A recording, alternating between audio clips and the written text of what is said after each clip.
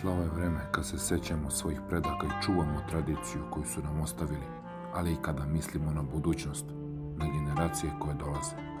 Danas, kada u našem domu slavimo Svetog Nikolu, sećamo se svih onih koji su pre nas palili slavsku sveću i molili se za porodicu, za zdravlje i za jedinstvo.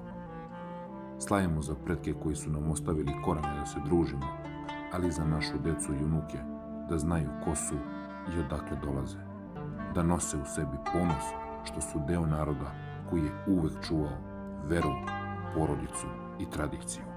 Današnji dan nije samo praznik, već podsjetnik na sve ono što nas kao ljude spaja: ljubav, poštovanje i zajednička molitva. Srećna slava svima koji danas slave. Neka Sveti Nikola donese mir, zdravlje i blagoslov u svaki dom.